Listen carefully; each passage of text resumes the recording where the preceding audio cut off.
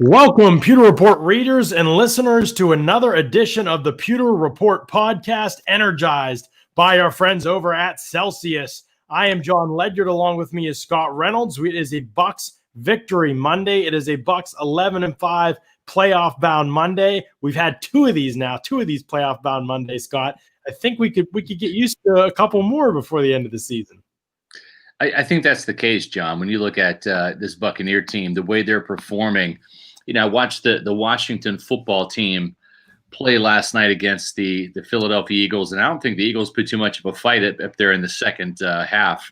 Yeah. But I think that they drew a favorable matchup. I think it all boils down to the defensive lines for both teams. Which defensive line is most effective, Washington's or Tampa Bay's? And I think that we've seen Tampa Bay's defensive line recede in the last couple of weeks, and we've seen Washington's defensive line be pretty good all year long. Right. There have been some peaks and valleys. I posed the question today to Bruce Arians about the Bucs pass rush, or kind of lack thereof, without Devin White.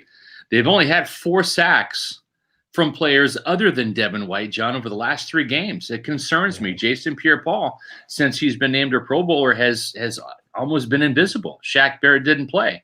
And we know that Montez Sweat and Chase Young are going to bring it.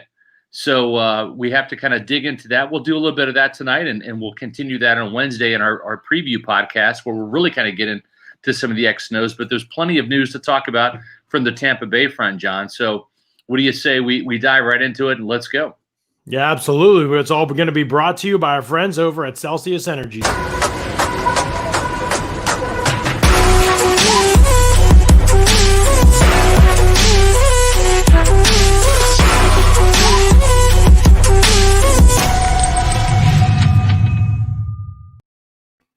John, I made a terrible mistake today. I got to come clean. Yeah, What'd I got to come clean. All right. Well, I mean, you were there with me at the stadium yesterday, right? We're watching the Buccaneers smack the Falcons around. And this Buccaneer team, John, they've led in every single quarter for the last 2 games, right? Yeah. So it was an exciting game. You saw me. What did I have for my morning beverage before kickoff? You had a little orange Celsius, right? Orange Celsius, right? Let's go. First time we've had the same one, I think. I know. So, John, how many stories did we file yesterday on PewterReport.com? 15 or 16. 15 or 16 stories, right? Yeah. Okay. I published that last story about around 11:30 midnight last night, and my brain was fried. I was tired, but then you're kind of wired, right? Because we've been dialed into football, Bucs football all day, watching the opponent, scouting the I almost said the Redskins. Sorry, old habits die hard. I grew up in Alexandria, Virginia. Redskins were my first favorite team. So if I mention the word Redskins, don't kill me, okay? But the Washington football team, right? So we're up watching that. I didn't get to bed till 12:30. Had to wake up at 6 this morning, get some stories going, proofing, had WDAE, and I had a cup of coffee, right? Guess what I didn't have today, John? Didn't have a Celsius. Guess what I could have used today, John? A Celsius. I have a Celsius every Monday afternoon, and I missed it today, and I'm paying for it right now because I'm dragging. Are you going to down one on the show, or is it too late? It's too late. It's 7:30. It's too late for me right now because I'll be up all night if I have it. So I'm gonna live vicariously through you, John, and I'm definitely gonna have a Celsius tomorrow to make up for it. So you might be asking, John and I, we've got the orange Celsius. And if you're curious about Celsius, if you're dialing into the show for the first time, what is Celsius? Well, Celsius powers active lives every day with essential functional energy. And the best thing about it is no sugar, no preservatives. So this is an energy drink that's healthy and it's good for you. So we like the orange. There's a ton of different fruit flavors. John was vibing with the peach vibe the other night. If you're not sure which Celsius flavor you're going to like, we'll get the variety pack. And you can do that by logging on to PewterReport.com, click in those Celsius banners. That'll take you to Amazon. You can buy them in bulk and save a lot of money. So whether it's the variety pack on Amazon or whether it is your favorite flavors, if you order them by the case, you save a lot of money. Or you can find them at a bunch of local convenience stores, grocery stores. Publix carries them. So we want you to try Celsius, and once you do, let us know what your favorite flavor is, whether it's here on the Pewter Report podcast or whether it's on Twitter. So, John, you're powered up. I'm going to try to keep up with you tonight. We've got some primetime podcasts this week tonight, also 7:30 on Wednesday, as we conclude our Bucs Redskins preview with our actual previews and predictions. And but first, let's get to some personnel stuff, John. Yeah. A lot of news came out today from Bruce Arians. Let's run down that press conference and our reaction to the news. Yeah, I mean, it was, I think Bruce Arians' comments about Mike Evans are obviously the most encouraging thing. I mean, we kind of felt like it was trending the way that Arians kind of broke down today. So it was a very much a good thing. He kind of laid out that, there was no structural damage. They're hoping the MRI, showed nothing but good things. There was little swelling today. He's hoping to be able to practice Thursday, so all good signs right now, that we're moving in that direction. The question then becomes, Scott, what everybody's kind of debating in the Bucs world, if you've been on Twitter at all or seen any of the debates going on right now, it's should Evans play? It's unlikely Evans will feel 100%, right, by the time that Saturday rolls around. Should Evans play? Should they try to rest him and win this game without him and hope that he's in a better condition to take the field in the divisional round? Or do you think like this is the game that you got to take seriously? You can't take anybody for granted in the playoffs. And if he's able to go, get him out there because he's still really good, even if he's not at 100%. What are your thoughts on that? Well, I think the Bucs have enough firepower to beat the Washington football team without Mike Evans. Now, having said that, I was there the last time the Bucs went 11-5. They actually played the Washington Redskins in 2005. The actual date was January 6th, 2006, but it was during the 2005 season. The Washington Redskins at the time, they came in, they were 10-6. The Bucs were 11-5. They had the home field advantage, and right here at Ray J. We saw Washington take a 14-0 lead, and it turned into a 17-10 game. But the crazy thing is, when you look at the box score for that game, Tampa Bay's defense, which was the number one ranked unit in 2005, they held Washington to 120 yards.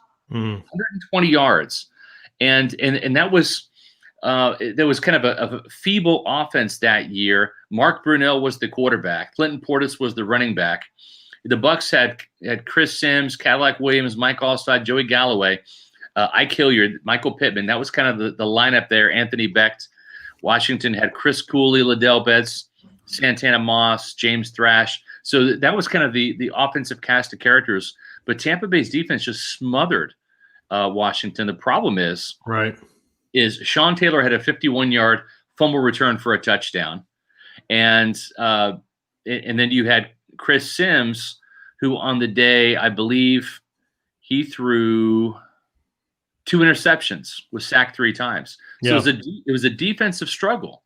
And I think that as much as I want to believe that the Bucs are going to put up a bunch of points, Washington's defense isn't a joke. And so you can't underestimate every team. Just because you look at the Redskins, or I should say Washington, on paper and say, well, they're not an explosive offense. Look at Tampa Bay as it is. Doesn't mean the Tampa Bay's offense is going to be explosive in the cold, on Saturday night against a very stout Washington defense, a Ron Rivera defense that knows Bruce Arians' style very well, having played him not just as the Carolina head coach, John, but also beating the Bruce Arians-led Arizona Cardinals a couple times in the postseason. So these two head coaches know each other very well, and I would take Washington extremely seriously, even though their offense doesn't really scare me. Yeah, I'm playing Mike Evans 100%. I mean, if he's ready to go and if he's able to go, I'm playing him. If he's not, I'm not. I'm not playing him if he's like he was in the Bears game. Like, there's no reason to do that. In my opinion, you address him and you see how he can go, right? If he can play and he's not 100%, let's say he's, like Bruce Arians said today, an 80% Mike Evans is better than 100% other guys. And that's true. I don't even think Evans will be 80%. But a 60% Mike Evans should be enough. And you know what, John? Go back to that Saints game. Go back to week 1. We saw Mike Evans on a gimpy hamstring what did he finish with? Like 3 catches for 5 yards or something, but he scored 2 touchdowns. It was less than that, I think. No, Yeah. in the first Saints game, I think he only had 1 catch for 2 yards. But he had the pass interference penalties. He had a couple of them, I think, and he scored ones from 2 yards out or whatever. But he had 2 long pass interference penalties that he drew, at least 2 in that game. Exactly. And so, yeah, he's a factor. Yeah, you're right. But the Chicago game was too far to me. And I think Arians has kind of hinted at this. The Chicago game, he should have not played him, and he should have listened to, he should have not listened and let Evans persuade him to play him, basically. And Evans is literally might be the toughest receiver in the league. He or Godwin probably. I mean, I know we're saying because we cover the Bucs, people are going to think, but no, I'm just telling you, like, there's not a lot of guys that would have played in that Chicago game. I watched that tape. You don't see many players look like that in an NFL game when you see the all 22 of it. So, to me, it's about you need to put your best players in the field. Like you said, Washington's defense, this is an unbelievable defense, man. And the crazy thing is they don't even have great players or anything. They don't have they don't have great linebackers. They don't have anybody in the secondary that you're like, man, that's a guy you just fear. They have guys having good seasons for sure. They don't have any star power. They don't have any game changers, anybody like that, anybody, lighting it up with ball production or anything like that. This is just a group that has played extremely fundamentally sound in a very short amount of time under Ron Rivera and Jack Del Rio. And so they deserve a ton of credit, and they deserve to be taken extremely seriously. They've given up, and we'll get into them a ton on Wednesday on the show when we break down everything in detail. But, I know Washington has given up the least. They're tied with the Rams, and we know how much trouble the Rams gave the Bucs. They're tied with the Rams for the least amount of 20-plus yard pass plays allowed this season. They just have not allowed hardly any splash plays down the field. Obviously, the Bucs drive off of that. I think there's a lot of short to intermediate stuff that is there for the taking against Washington, especially if you try to isolate their linebackers. Bucs have done a much better job of that since the bye, so I expect that to be something that's in kind of their repertoire and their plan for this game. So there are good things for the Bucs, certainly the way they're trending and what they'll have to be able to face to go against Washington. But there are challenges for sure, and you want to have your best receiver out there to face those challenges. I don't think there's any doubt about that. And by the way, this is a Q&A. So if you fans, any questions that you have out there for us, let them fly. We will get to them. We'll talk. We'll discuss some narratives too. But we will come back as much as we can to get through your questions and try and unpack and answer those. Even if you have comments or criticisms, anything like that, we'll kind of run through those as well. A couple people with some super chats. We really appreciate Mark Saunders. Can't believe we're back in the playoffs. I was in 4th grade last time we made it. And now I'm in my last year of law school. Makes me feel old. It really does. I tell you. That's great. But yeah, it's been a while, right? I mean, 2007 was the last time the Bucs were in the playoffs, and it's awesome to see this town come alive. And really, the Lightning kicked this off, right, by winning the Stanley Cup, and then the Rays, making the World Series, and the Buccaneers certainly doing their part to keep the postseason drama going in Tampa, and that's fun to see for sure. So yes, it's certainly been a wild ride this year with the COVID, and we made it through 17-week football season, John. Without a stoppage, without any type of a couple reschedulings, right? But no game cancellations. Pretty crazy. Yeah, pretty crazy. Yeah. I never thought that was going to happen, to be honest with you, Scott. So it's pretty wild. We got great questions coming, talking about who's going to be available for this game on the defensive side. Sounded like from Aaron's comments today that Carlton Davis and Shaq Barrett will be good to go. Remember, Shaq Barrett was just like a contact tracing situation. And so it sounds like those two will be good to go, which is really good because their best pass rusher and their best corner. I don't care who you're playing, you want those guys. As much as Washington's offense has struggled, Barry McLaurin is still a beast, and you want your best corner to be able to face him. And so having Carlton Davis back was going to be huge. Devin White not going to be available. If the game had been on Sunday, it may have been possible, Scott. We don't know all that. He would have had to continue to test negative, and some things would have to still go their way, but it would have been possible, maybe even probable for him to have played. Unfortunately, that's not going to be the case, and so you've got to go with Kevin Minter. But I want to stick on this one for a second, and then I will get to this good question by Gene Leon to see if about Donovan Smith being maybe the key to the game. I want to stick on this for a second, Scott, because Kevin Minter is going to replace Devin White in this game. Yeah. Kevin Minter played 100% of the snaps in the last game, and so did Levante David. Yeah, Kevin Minter is a fine backup, but you cannot expect Kevin Minter to step into the same snap count as your 5th overall pick franchise linebacker. Sometimes football isn't that hard. You want your best players on the field for as much of the game as possible. Is Kevin Minter one of your best players? No, and he's not good in coverage. That's okay. Just get him off the field and have a plan B. This is my frustrating thing sometimes with the Bucs. If X player goes down, they just plug in this player and they expect everything to keep rolling how it was. And it's the same thing with the interior defensive line. They lost Vita Vea. They've never gotten back to where they were as an interior pass rush. And then maybe they weren't going to because of Vea. But what can we do with our packages? How can we get JPP inside? Getting there, even to get him any more reps inside, and he's had very few all season, has been such a slow process. I laid it out last week in a defensive package that I proposed. There are ways to get this done, to get this guy more looks on the inside, and you're not being creative enough to find a solution. I think it's the same situation with Minter, Scott. I think they have to find a way to get Minter off the field more. He cannot play 100% of snaps. Maybe they get away with it against Washington. I don't know. But it's a bad process to ask Kevin Minter to step into what Devin White was doing and what they believe Devin White will be and play 100% of snaps when you have Jordan Whitehead who could play that role and a safety and Mike Edwards that could step in. With the quarterback like Matt Ryan, I think your package would have worked better yesterday on Sunday than this Sunday coming up, because I think that the way Washington plays their offense, they keep it a little bit more closer to the vest. They will do some more. I was watching last night, and they do go empty. Like they'll go 5 wide, and having a running back that can catch the ball like Antonio Gibson helps, because he was a wide receiver at Memphis. And J.D. McKissick too, J.D. McKissick too, yeah. So you've got 2 versatile guys that can really flex out in the slot or go wide and function as wide receivers. But I think what Washington wants to do is really have balance. That's kind of how Ron Rivera won in Carolina. That's what he's going to try to build here. And when Gibson was out with some injuries, you saw Peyton Barber, former Buccaneer. If you're wondering where he went, he is the 3rd string running back in D.C. So I do think they're looking for some balance on offense. Washington, they didn't overwhelm anybody at the ground game. Gibson had 795 yards and 11 touchdowns, which was a good number, running the ball as a rookie. And this is a player too that we loved, John. We loved Gibson at Memphis. I've been watching Memphis football for years. Darrell Henderson to Tony Pollard to Antonio Gibson. And this is a guy that I knew the Buccaneers liked. We had him as a Bucs best bet at the running back position. And I tell you, we found out today when I asked Bruce Arians about 3 players on offense to keep an eye on. Terry McLaurin, the wide receiver out of Ohio State that you were talking about. Yeah. Went over 1,100 yards this year, 4 touchdowns, 13 yards per catch. I also asked about Logan Thomas, a tight end who was actually a quarterback at Virginia Tech that was drafted by Bruce Arians out there in Arizona. He knows Thomas quite well. He's had a monster year, 670 yards and 6 touchdowns. But really, it was Gibson who kind of raised some eyebrows when I asked Bruce about him. He says, yeah, it was down in the 2nd round to Antoine Winfield Jr.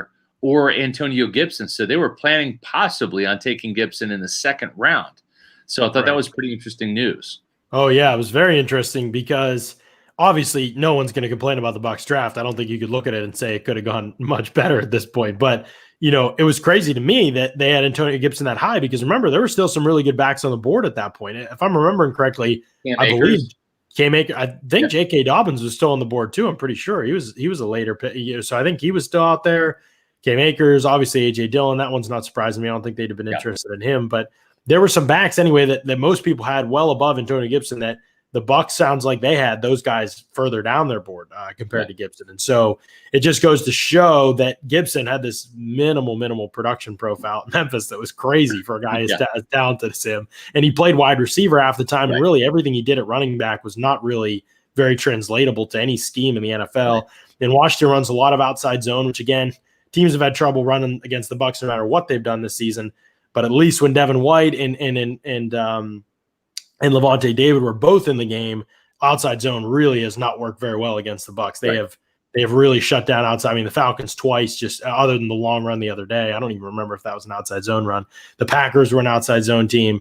There were some other ones this year, but they played great against the run in those games. And so I think that bodes well for them, because again, if Washington wants to get into manageable down and distance situations, and we'll break all this down more on Wednesday. I don't want to cut into Wednesday's show too much, but so it's about keeping them out of those situations, I think. And I think my point, circling back around to Minter, is I think Minter is better suited to see a lot more action this game, because the Falcons were going to throw the ball, sling it around the yard, and not really try to commit to the run nearly as much as I think Washington will, especially if Shaq Barrett and JPP can get some pressure on Alex Smith. I think that they're going to try to run the ball as much as they can, and try to shorten the game a little bit. Go on those long drives that will keep the ball out of Tom Brady's hands, keep Brady on the bench. And I think that's probably going to be the game plan for Ron Rivera. You don't want to sit there and match points with the Buccaneers. They don't have the firepower to compete. So I think that they're going to really try to establish the run, try to almost take a page out of what the Giants and Saints were able to do. Bring in an extra tackle, kind of go double and 3 tight end sets, try to overpower the Bucs front 7, and really commit to it again while they can. If Tampa Bay gets up, 14 points, they might have to abandon it. But I think the game plan will be to try to feed the running backs, Gibson and Merrick, the ball, and Eric McKinnock and the ball, and I think that's where Minter can play a role. Much like Devin White, he's much better going forward than he is reverse. He's just not nearly as dynamic, not nearly as fast as White.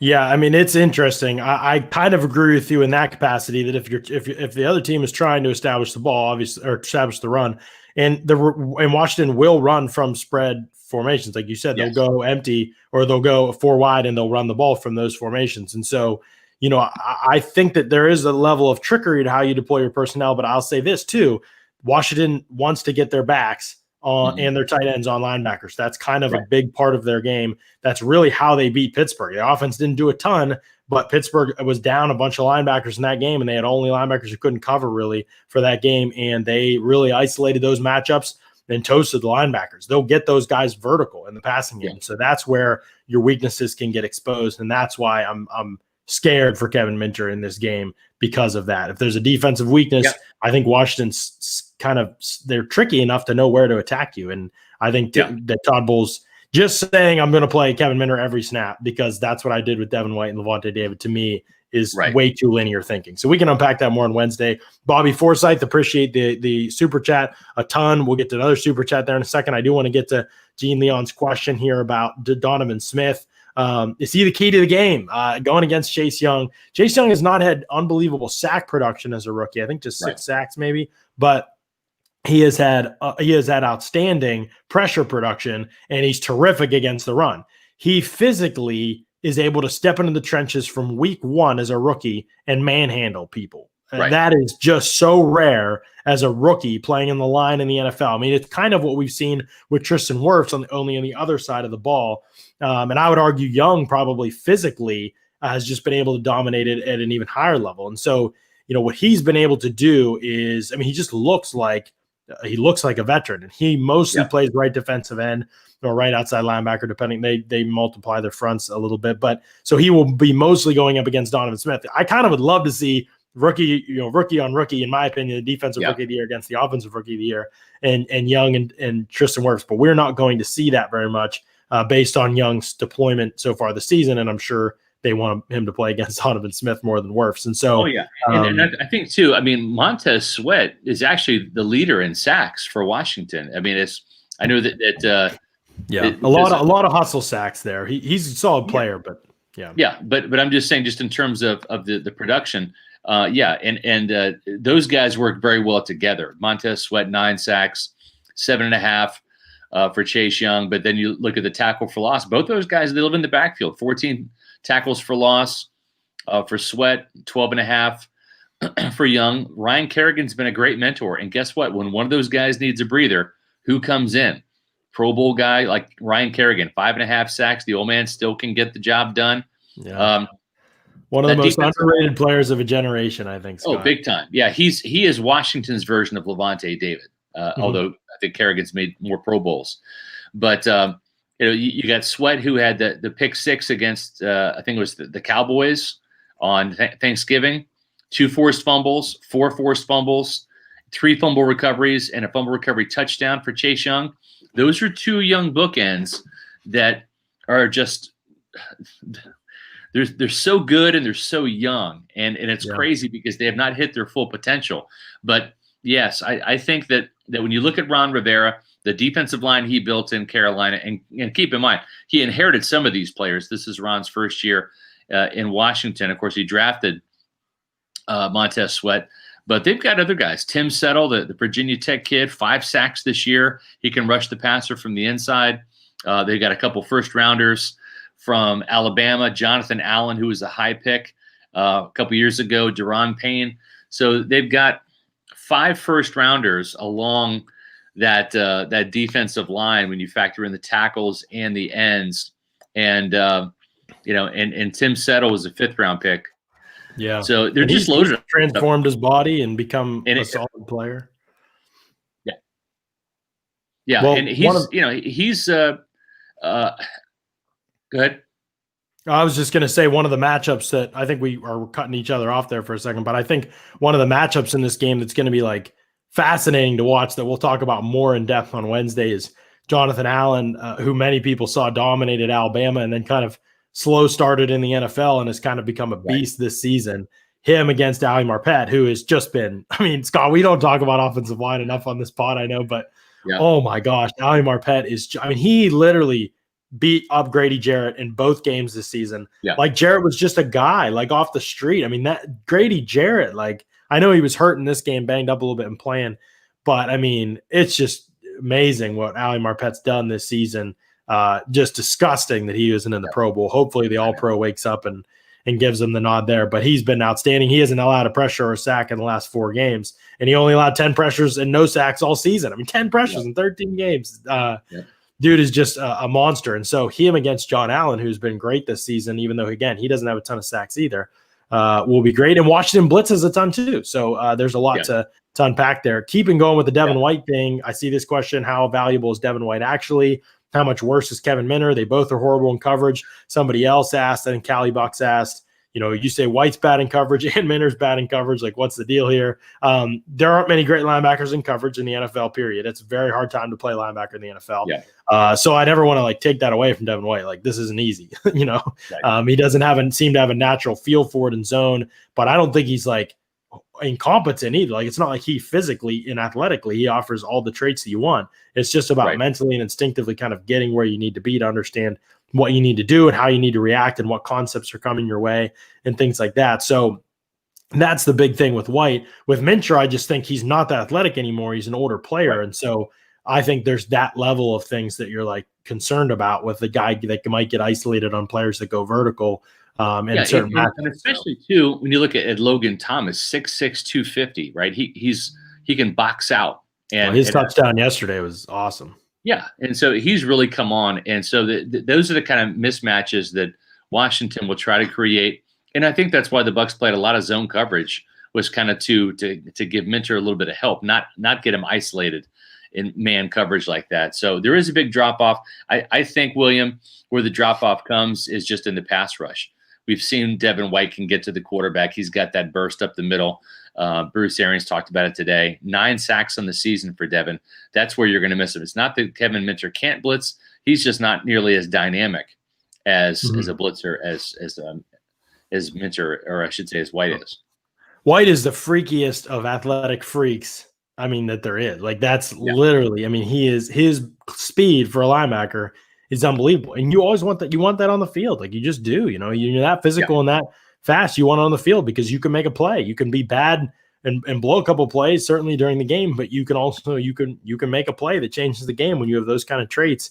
And he definitely has that. So obviously you want him on the field. He's definitely a better option than Minter. But no, I mean, should that be a killer for them in this game? No. Listen, there are no excuses for the Bucs in this game. Washington is 7-9 or whatever they are, and frankly, I mean, yes, they beat the Steelers, and that was an impressive win. But there aren't a lot of impressive wins on their schedule, even though they found a way to make the playoffs. The teams that they're beating are losing teams across the board outside of that game against the Steelers, and we all know what the Steelers offense looked like for a month, and really might still look like, and they lost to the Bengals. So I don't know what to kind of stock to put into Washington. All I know is that statistically, they have dominated this season on defense. I mean, what they've done, I think I tweeted it out today, but since, what has it been? It's been going back to the Lions game, actually, in week 10. So week 10 was the last time that they allowed a team to score more than 20 points in a game. I mean, in that time, they've played Seattle, they've played San Francisco. I know it's banged up, but I mean, that Kyle Shanahan's a great OC. Cowboys have some guys, and they scored 16 points. They really destroyed Dallas in that game. And so they've played some teams that aren't bad offenses. Have they played an offense like the way Tampa Bay's looks right now? No, they haven't. And so it's going to be strength on strength, and it'll be fun to see how it shakes out. The thing about this offense, John, is they finished the season averaging 30.8 points per game, but since the bye week have averaged 37 points per game. So they're really taking their offensive output to the next level. Alex Smith can't run very well, right? Yes, he used to be more of a mobile guy. That horrific leg injury really cut down his mobility. He just does not have the escapability. I think Alex Smith right now is more of a pocket passing point guard.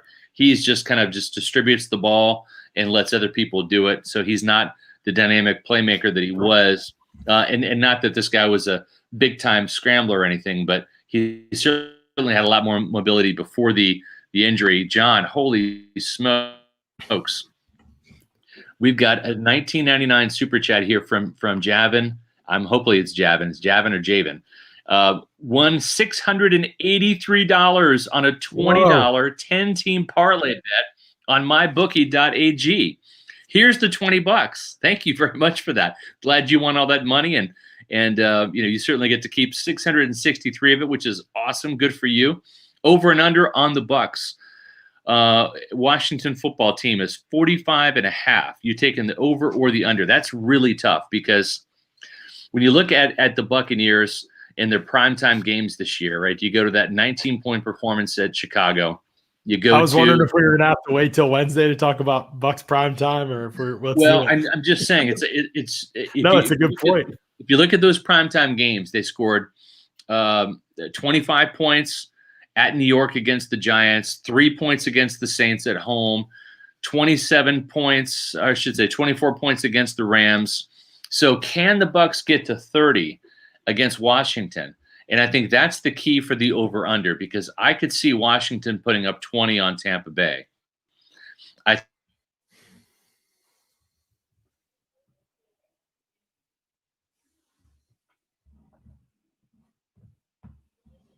Almost seems to me like it's where you want to be is the over.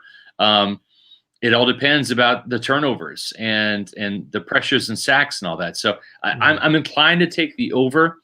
I don't think I've got enough confidence in Tampa Bay's defense and how much Todd Bowles is still infatuated, John, with calling soft zone coverage. I think that they give up a couple touchdowns, and I think they probably give up 20 to Washington. I think the Bucs score 30. I could see a 30 to 20 game. To hold me to it, we're going to have our official predictions on Wednesday. But to answer the question, I would go with the over in this, just because of the firepower Tampa Bay has. Yeah, there's some interesting things about, I don't know enough. There's people who, I don't want to lead you astray with I would think over too in my head. The Bucs offense is playing at a really high level, and Atlanta's defense was playing great for the second half of the season, and the Bucs just ran them over. And so, I really like what the Bucs are doing and the way that they're trending offensively, but this is a big test for them. And so, how do they play in this game is going to probably determine if they come out and dominate this game and they hit that over. We're going to feel really good about wherever they're going next. Doesn't matter who they're playing. We're going to feel good about it, because Washington just haven't. They just haven't. I know they haven't played maybe the best offense in the league, but they just have not been, taken for that many points in a long time. And so I think that it's a huge game for the Bucs to make a statement against even though the record might not be good. People are saying, we want to see him against a great unit. Well, you're going to see him against a great unit. And so, but I think one thing's interesting, Scott, too. Washington, Ron Rivera said after the game, and this kind of flew under the radar with everything happening with the Eagles and all that garbage. But Rivera kind of said he considered a quarterback change in this game. And that was interesting to me, because remember, Dwayne Haskins is gone. Kyle Allen's hurt. So Taylor Heineke is the backup now. Right. And exactly. Taylor Heineke played the other day against Carolina and actually looked really good, and he barely played, but he was 12 and 19 for 137 yards and a touchdown, coming in relief of Haskins, and he didn't turn the ball over. And so Taylor Heineke's been around the league for a while. He's actually been in this offense for years at different places wherever Scott Turner's been. And so, I don't know what to think of that, other than I'm definitely going to make sure I watch Taylor Heineke this week before we do the Wednesday show. It wouldn't shock me, based on the way Ron Rivera's kind of cryptically addressed the quarterback position this season, if Alex Smith comes out and just looks like he's getting harassed and can't move around and won't take any shots. I mean, Alex Smith has thrown 24 passes all season of 20 yards or more in the air. He's completed 10 of them. So in other words, what I'm guessing from what I've seen of them and what I'm guessing from those numbers and what I'm guessing from watching Alex Smith for years is that he takes them when they're wide open for the most part. When they're wide open, when they're schemed open, when there's a blown coverage, he'll take them. And so that's why his percentage is good, but he hardly ever does it. And so to me, if I'm the Bucs, I'm forcing him to make a high degree of difficulty throw down the field. That has not been what Todd Bowles has done. He has kept everything in front of him. Let's tackle the catch. Let's play tough in the red zone. I think it's a terrible process. I think you run into a team that gets hot in the red zone. And John, you got Terry McLaurin is really the only guy that it concerns you in terms of getting behind you on defense. And does Alex Smith have enough time to throw? I don't think Washington's offensive line is all that great. We need to see more from the Bucs pass rush again.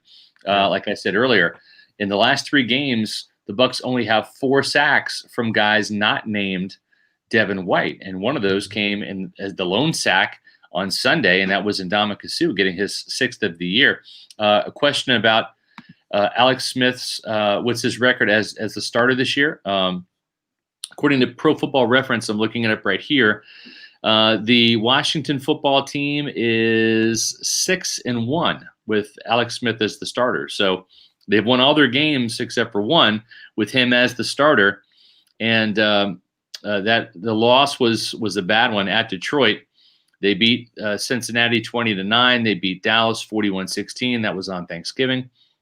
They beat Pittsburgh 23-17, and San Francisco 23-15, and then obviously Philadelphia last night. So he's a difference maker for Washington. He's not a big-time playmaker, but he's better than the other guys that they have. That's for sure. It's certainly better than Dwayne Haskins. He just keeps them on schedule, right? I mean, it's time to throw, and it's getting the ball out, and that offensive line, their grades for Pro Football Focus look pretty good this season, and I think part of it's because he's just getting rid of the ball like right away, and they're dumping it off. They check it down right away. They get into 2nd and 7, and they check it down again, and they get into 3rd and 3, and they really will just do exactly what Washington did. Washington had drives of 11, 13, 14, 15 plays the other day. Atlanta yesterday in the game, on Sunday in the game. And it was just kind of like, man, they the Bucs couldn't get off the field on 3rd down. That game plan, I think, is what you'll see from Washington. You will see them nickel and dime them to death, and the Bucs have to be able to get off the field on 3rd down and 4th down in those situations. They couldn't last on Sunday. And, not having Shaq Barrett and not having Carlton Davis was a part of that. But still, I think it's something that is concerning based on the way they've played defense this season. And somebody said, didn't think I'd say this 2 months ago, Oswald Juke says, but I'd way rather replace Bowles than Leftwich. It's interesting. Bowles is getting some attention as a potential candidate for Atlanta, Scott. My guess is he's not on the top of anybody's list, and I would be pretty surprised if he got hired as a head coach somewhere else. So I would assume he'll be back. The big difference to me, though, between Bowles and Leftwich, and obviously Arians and Leftwich, it's hard to know from our vantage point, how do we separate those two? Like what is Leftwich doing? What is Arians doing? And where does the overlap happen? Where do they maybe opposed, but we don't get to see that. So a little bit harder to quantify Leftwich than it is Bowles because Bowles has total control there. But I would say the biggest difference is Leftwich has been able to change. As much as he may be totally opaque with us, it's like you can't, like, the guy doesn't tell us anything. Like, he goes out of his way to make life difficult for us in the media, I think. And so that's frustrating for us sometimes. But if we can step back from those feelings and kind of look at him unbiasedly, I think we can see that he's been willing to change some things with this offense, especially out of the bye, or at least Arians and he have been, or maybe Arians just told him he has to. I don't know how it works. Where Bowles has not been been open to change for a long time. I talked to people in New York who covered him with the Jets, and they said, yeah, it was the same thing. We love the person, love some of what he does, but he just thinks eventually what he does is going to work every single game if he just keeps at it. And that just isn't the case a lot of time, especially when you play great teams. And so maybe he doesn't get exposed against Washington, but Scott, we talked about this a little bit on the show on this defense right now. Do you really feel like anybody is playing great football right now? I couch for Levante, and I'll stick with him. I know that you and Mark. I don't see the splash plays. Levante is not making the splash plays, the turnovers. Hey, he stripped one. He stripped one. He punched one out. They just didn't fall on it. That's not his fault. I'm saying over the last couple of weeks that he's capable of making, and I think that they're going to have to. Levante is going to have to pull some splash plays out of his back pocket. And Carlton and Shaq. I mean, those guys have to play big, and I don't blame Carlton. Pierre-Paul. I mean, I'm rooting for this guy. He's a Pro Bowler. I think he's had a really good year, but they're going to need an interception. They're going to need a sack fumble from him. It's when you're that caliber of a player, you got to show up, and it's not like sometimes I try not to get caught up in the stat sheet scouting, but listen, if you fill up the stat sheet box, it usually means you had a good game, especially when there are things like takeaways, and sacks, impactful plays. Those are good. You want those rather than to say, well, he only had 2 tackles, but he really made his presence felt. Okay, well, I'd rather have the guy that finishes the game with 3 sacks and 2 forced fumbles than the guy who had 2 tackles and, well, he was flashed all over the screen. No, I want the guy that's going to get the quarterback to cough the ball up or to make them punt on 3rd down because he actually got the quarterback on the ground. So I want to see some more production from Jason Pierre-Paul. Shaq Barrett better come back with his hair on fire. They're going to need him to do that. Here's a good question from Gene Leon. Possible Bowles didn't want to show everything week 17 to keep some surprises for the playoffs? Yeah, possibly. I think the thing is a lot of times when you put in your game plan, you do that for your opponent. It's not like you have this one particular scheme, a blitz, a coverage, whatever that you can throw out there on anybody. A lot of times you tailor your game plan to the personnel and the schemes and formations that you're going to see. Now, sometimes, you might have a little bag of tricks that you kind of, you've got some plays in reserve, some things that you want to break out. I remember, John, I was in my glory as a Pop Warner defensive coordinator. We had a really good defense, and we ran into a buzzsaw in New Tampa. And we ran like a 4-man front, and then we had an alternate variant defense we were saving for the playoffs. It's a 3-4 package. And where we did completely different things out of it that we didn't really want to put on film. Sure. We wanted to wait until the playoffs to kind of spring that on people. We were practicing it like for a whole month behind the scenes. And we got down, and they were attacking our weak side and tried switching personnel, and they just were out scheming us. And so at halftime, I had to switch to the 3-4. We dusted it off, and it worked, and it completely shut them down. We came back and won the game. So sometimes that happens. Sometimes you do have those reserve plays that you can go to. I just don't think that Bowles was sitting on anything. I think that we saw a lot of blitzes, John, that simply didn't get home. The Falcons did a good job picking them up, and I think that he tried to mix up some coverages. But I think it looked like 2 offensive lines that saw the tricks from the defensive side the first time. Exactly. It really did. And you have to credit the offensive lines. They really dominated the defensive lines, I think, for both teams. Maybe not the Bucs against the run. Tampa Bay's run defense was good, but I don't think that Bowles has got a lot in reserve. I think that he's what you see is what you get from him. That's right. And I was actually kind of surprised today. I always talk to my boy PFF Moo, and I know he can be pessimistic about the Bucs, but he's got a lot of great information, and I love the guy. And he kind of told me today, he's like, the Bucs are actually first in our charting with coverage rotations, on the back end. So I was like, that's interesting. Against Washington, it's kind of one of those teams where I'm okay with single high safety. I want everybody down, really. I want that safety cutting everything. And so, Washington just, again, it's like, I want to condense the area near. I want to take what Washington did against Pittsburgh, and I want to do it to Washington. Like, that's what I want to do. Like, Because again, those short passing games, they thrive on timing. Boom, quarterback's back foot hits, balls out, and frustrating the pass rush, exhausting them because they keep teeing off and they're not getting home. There's no energy from getting home. Right. They're not able to work moves. They're not able to beat guys. They're not able to establish a rhythm as a pass rush. And so I think that the more you can disrupt timing and get in the face of those receivers and make Alex Smith hold the ball a second longer because he doesn't see things open, to me, I think it's the whole game defensively. I think that's everything you want to do is right there defensively. And if he makes plays down the field enough to beat you with this offense, great. Right. More power to him. But has never been what he's done, and I don't think it's what this version of Alex Smith does. If Taylor Heineke gets out there, I don't know. I don't know what to tell you yet. I want to watch him, and we'll see. I know he can run around a little bit. He 3 carries for 22 yards, I think, in that game. So we'll see what he offers. Here's a good question. Long lost leisure. How much offensive insight can Peyton Barber provide Rivera regarding the Bucs offense? Audibles, verbiage, snap count, formations, anything of value? That's a good question, because obviously Peyton Barber was a Buccaneer last year and played under Bruce Arians in his first season in Tampa. I don't know that I think they've changed enough of the offense this year with Brady coming in that I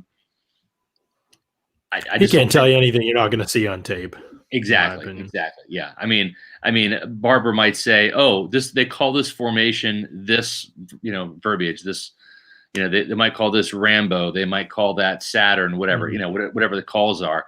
But from a true schematic standpoint, I don't think that you're going to see Peyton Barber being this double agent that's going to give Ron Rivera all this information. And again, Ron Rivera has gone up against Bruce Arians several times, dating back to his days as the Panthers coach and Arians' days to out there in Arizona a couple of times, and Rivera beat him both times. So that's not ideal. A couple more questions here, John, as we're kind of getting we get this question so many times, Scott, on the show. We haven't really talked about it. I'm pretty sure Brady said he doesn't want to coach, and I mean, we'll see, but we have no insight here on Brady. Usually, in my experience, the players who were not the star players, like I remember, for example, you're just a young kid, John, when this happened, but when Dan Marino retired from Miami, this was in the mid to late 90s. I think it was like 97, 98, or whatever.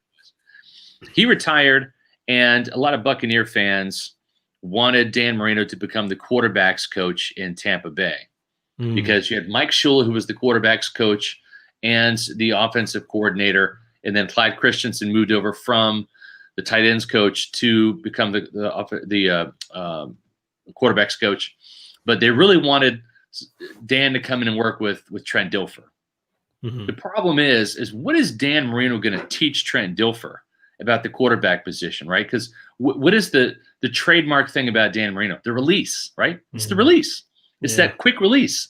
Trent doesn't have that. Doesn't have it, right? I mean, there's been a couple guys that have been in that caliber, and you either have it or you don't. So a lot of times, it's not the Dan Marinos that make the good coaches. It's the Trent Dilfers. It's the guys that are just kind of guys that are the gym rats that have to win in the film room and with perfect technique to outperform the athletes and the natural talents. And not to say that the Dilfer wasn't a natural talent, but just wasn't on the level of Dan Marino. So a lot of times that's why you see the guys like John Gruden, who was the third string quarterback at Dayton, become the head coach because they had to do everything right just to make the third string on their team. And so those are the guys that can break down the film, go over the technique, teach it, because they had to master that, where someone like Marino or like a running back like Bo Jackson, right? I mean, how would Bo Jackson help any running back? Would just run over the guy, or just run right through him, or just run around him, use your 4.3 speed. Well, I don't have 4.3 speed, coach. Shit, sucks to be you. I mean, that's right. I think Brady would not be. I'm not saying he wouldn't be a good coach, but because he is a guy that's had to rely on. He doesn't. He is probably the most underrated arm of all time, considering that he's the greatest quarterback of all time, and people think he has an average arm, which is insane. He does not have an average arm. But I think at the same time, it's he's always been a technique. He said it the other day. He was like, for me, it's mechanically. You know what I mean? If things go wrong, it's mechanically I go back. So he may be good at it, but again, I don't think that it's going to be in the future for him. Do either of us gentlemen think Bruce Arians? First of all, gentlemen, using that term very loosely, Stephen, think Bruce Arians will be back for Tampa Bay as head coach. Yeah, I think he will be. Yeah. I think 11-5 in the first playoff versus 2007. I think he'll be back. Bold prediction, but and he's having a lot of fun, right? It's always fun when you win, right? Oh, he's having a lot of fun with Tom. Oh, maybe he's saying, will he retire? Maybe is that what he's? Well, listen. If Bruce wins the Super Bowl, if the Bucs win the Super Bowl this year, that'll certainly be something he'll have to weigh and consider, right? Because I think that's why he came back. He came back to win the Super Bowl. But he's not. He's going to run it back no matter what. Because he's got Tom, as long as Tom's coming back, he thinks they can do it again. You know, of course, if that happened, he would think that. Yeah, and why not? You know, John. Speaking of two gentlemen, right? I mean, obviously, Stephen thinks you and I are the gentlemen here, but you know who the real gentlemen are, John? Over at Briar Greaves. Absolutely, I'm talking about Sam and Briar Greaves. That's who I'm talking about. Listen, a lot of homeowner companies, they're canceling, they're not renewing policies. That happened to me. They're leaving Florida. Some of those companies are just up and leaving, saying too many hurricanes down here, we're bolting, and they're leaving homeowners stranded without any coverage, or they're increasing their premiums significantly. But you can call two fine gentlemen, Briar Greaves and Sam Greaves, and speak directly to Briar or Sam for a personalized touch on the information about the best rates. So what I ask you to do is visit the website. If you haven't visited the website, just do it right after this podcast. Or if you're watching us, open up a new browser on your tablet or your laptop. Visit BriarGreavesInsurance.com. It's a great website, very professional looking, and check it out. And then I want you to call 813-876-4166 tomorrow. That's 813-876-4166, and get them on the phone and dig up your insurance policies and send them to Briar Greaves and say, this is what I got. What do you recommend? Because Briar and Sam said, you're actually overcovered here and you want to bring your coverage up in this area. And I adjusted my policy, and these guys really made it make sense to me. And they'll do the same thing for you. So whether it's homeowners, auto owners, boat owners, life insurance, commercial insurance, flood insurance, there's one place to call, Briar Greaves, and visit them on the web at briargreaves.com. The folks at Briar Greaves Insurance, big Buccaneer fans, and so they'll be happy to take your call. Make sure that you mention that you heard about them on the Pewter Report podcast. They are proud sponsors of the Pewter Report podcast and on pewterreport.com. BriarGreavesInsurance.com, 813-876-4166. Give them a call. Callie Bucks coming in with this question. How about Brady's lip saying, what a dumb effing play? I don't know if you saw this, Scott. It was going around Twitter a little bit today, and it was okay. So remember the long pass to Chris Godwin with like about 5 minutes left, and they get down in the red zone. Remember, first down, they run, they get a yard or two. Second down, incomplete pass. Brady has to throw it away on the play. And after that play, Brady's kind of looking at the sideline, getting the play call from the sideline, and he's kind of muttering something about, it looks like he says, what a dumb effing play or something along those lines. Right. I think Brady's talking to himself. So I went and I don't really care about these things in the heat of battle. Like everybody says everything. It doesn't mean anything. Absolutely. So people are just, when they make a big deal out of that, it's just drama stuff. But I was curious, like what about the play may not have liked. And I looked at the play and I have no idea conceptually what he could have disliked about the play. I think he was frustrated with himself. I think he was saying it to himself. Mm-hmm. He didn't, in my opinion, it wasn't a dumb play, but Brady's standards for himself are probably pretty high. Oh, yeah. He stayed on the field side read, his initial read. Mm-hmm. His initial progression was a 3-man combination to the field, and he stayed on it long, thinking somebody would come open, but probably wasn't going to come open. And then Ryan Jensen got beat, and he had to throw the ball away. He didn't come back to the backside, and Tyler Johnson's guy fell down. Tyler Johnson was in the slot to the boundary, and his guy fell down in coverage. Obviously, you're not going to anticipate that, but Brady, I think, was probably frustrated. My guess would be he was frustrated with himself. I don't know for sure. He's not going to probably tell us, even if we ask him about it. His harshest critic, right? But it looked like he was saying it to himself. Like it was not like he wasn't screaming. His MO is not to point the finger or blame anybody, right? Right. I mean, right. Right. there were times we saw him blow up in Chicago on Ryan Jensen, right, for the stupid personal foul penalty, right? And that's just good leadership. That's all that is. But Tom Brady's not about to point the finger at players, especially out in the open. He might do it in the locker room, behind closed doors in the meeting room, but it's not going to be anywhere out in public. He is going to point the finger, at himself before anybody. Right.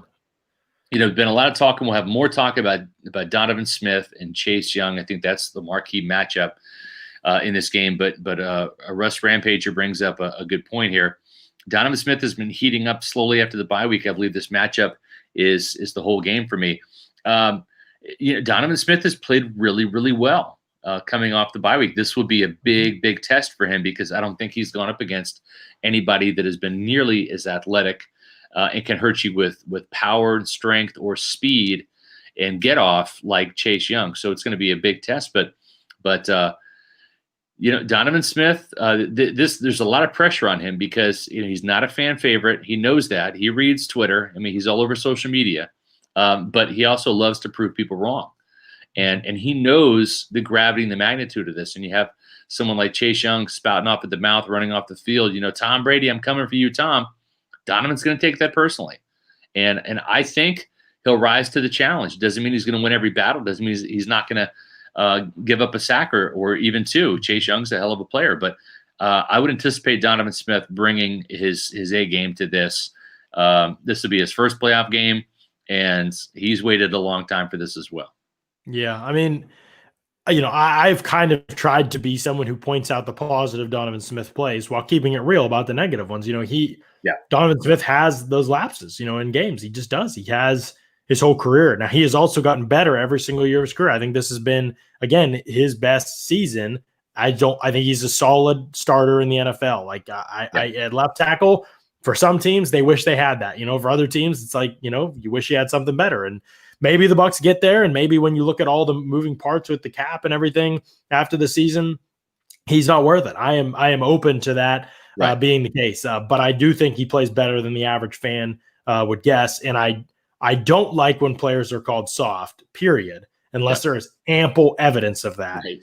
If you and I may discuss, I wonder about this, that's part of our job. We assess those things behind the scenes, but for me to get on and publicly say that about a player on here, I would have to have ample evidence of that being true, and I would have to be able to show you specific examples of that being true. And even then, I think it's a harsh assessment to make about an NFL player at that level. And I don't think that's true about Donovan Smith at all. I think he is extremely physical. I think that's actually where he gets into the most trouble is his technique falls apart a little bit because of that. And so it looks sloppy, but I don't think it's like a lazy thing at all. I think that's a weakness of his. I don't think it's a soft thing or anything like that. And again, remember, this guy showed up in a boot and played in a game that nobody thought he was going to play in.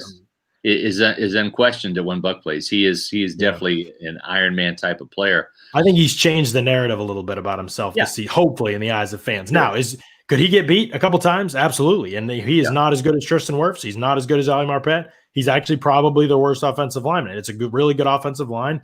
Alex Kappa, we don't even talk about him enough on this show, but I can't get over how much improved he is as a player this season. In fact, Scott, we were talking about this today, and Pro Football Focus grades are not gospel. We laugh about some of the stuff, every week because it doesn't take into account important context. Yeah, some of it just, again, there's context that can't be quantified by numbers with grades. And so, but still, over a course of a season, if you are a horrible grade, chances are you weren't a great player that season, more than likely. And so for the Bucs offense, every single person that has started and really that has contributed heavily has a grade that is good. Not even an average grade. They don't even have an average graded player on offense this season. The heaviest contributor to grade below average for them was Leonard Fournette. He's about below average to average.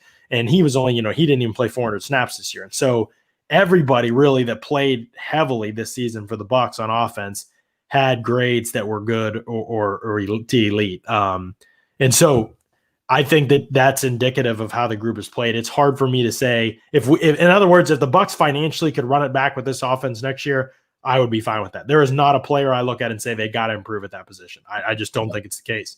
This offense is ready to go for next year as long as they can do it cap wise, in my opinion.